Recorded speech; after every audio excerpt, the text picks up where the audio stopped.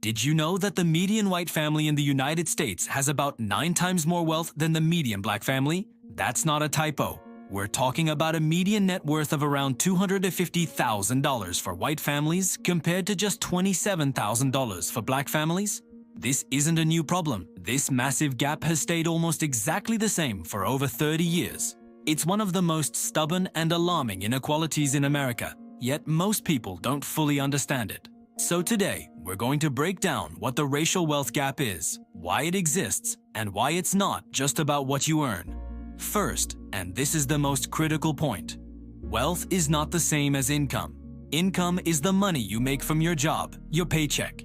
It's a flow of cash. Wealth, on the other hand, is what you own. It's the value of your assets, like your house, your savings, investments, and stocks, minus your debts, like mortgages and student loans. So, while income helps you pay your bills month to month, wealth is what gives you financial security. It's the safety net that lets you handle an emergency, send a kid to college, or retire comfortably. When we talk about the racial wealth gap, we're not just talking about differences in salaries.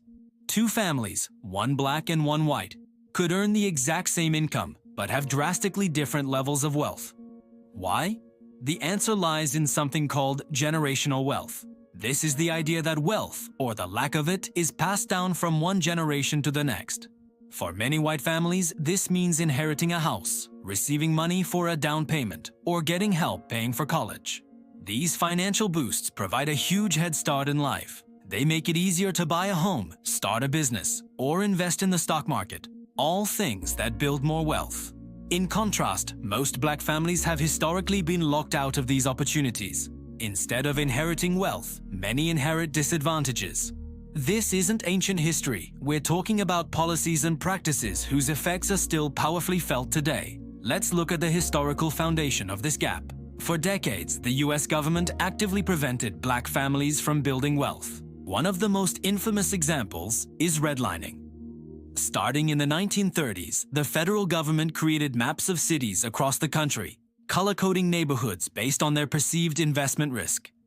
Black neighborhoods were almost always colored red, meaning they were considered hazardous.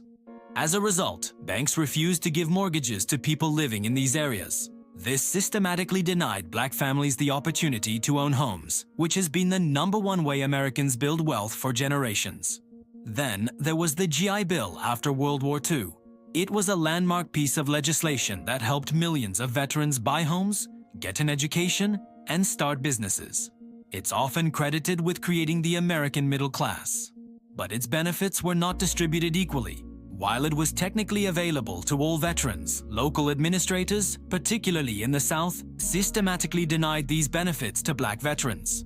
So, while white veterans were building wealth through homeownership and education, black veterans were largely left behind. Because of policies like these, white families were able to buy homes in neighborhoods that appreciated in value over time, while black families were either forced to rent or buy homes in areas that were starved of investment. This created a cycle. As property values in white neighborhoods skyrocketed, their wealth grew exponentially. Meanwhile, property values in black neighborhoods stagnated or even declined. This isn't just about housing. Decades of job discrimination meant lower wages for black workers, making it harder to save and invest. Disparities in school funding meant unequal access to quality education, which limited opportunities for higher-paying jobs. Each of these barriers compounded over time, creating a massive chasm in wealth accumulation.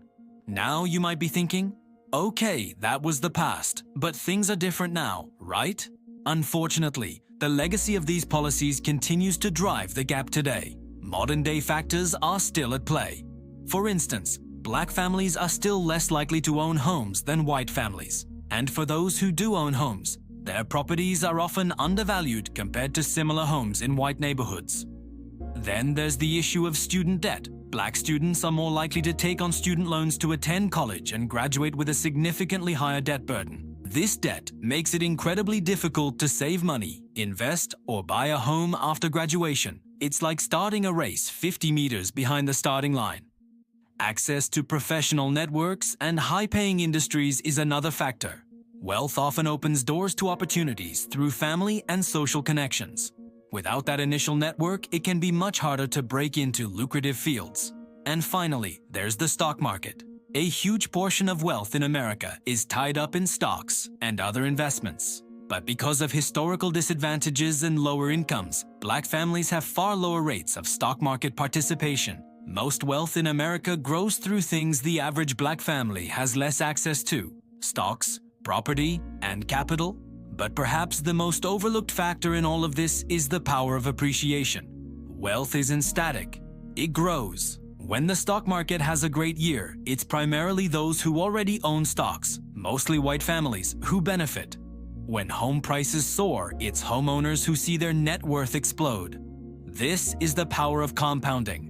A small advantage in wealth decades ago can grow into a massive one today. Think of it like two snowballs rolling down a hill. One starts off a little bigger, and as it rolls, it picks up more snow, growing faster and faster. By the time they reach the bottom, the difference in their size is enormous. That's what has happened with the racial wealth gap. So why don't more Americans know the full extent of this problem? For one, the media tends to focus more on income inequality, which, while important, is only part of the story. Wealth is also much less visible than income. You can't see someone's stock portfolio or their retirement savings when you walk down the street. It's a private, hidden reality. And let's be honest, conversations about race and money are two of the most uncomfortable topics in our society. Many people avoid them, which allows misinformation to spread. Many Americans believe the gap is much smaller than it actually is, or that it's simply a result of individual choices. But the data tells a different story. This gap didn't happen by accident. It was created by generations of discriminatory policies and systemic barriers. And it won't close by accident either. It requires acknowledging the history, understanding the present-day drivers, and committing to real structural solutions that create pathways to wealth for everyone. You can't talk about the American dream without talking about who was allowed to build one, and who wasn't. Understanding this issue is the first step toward change.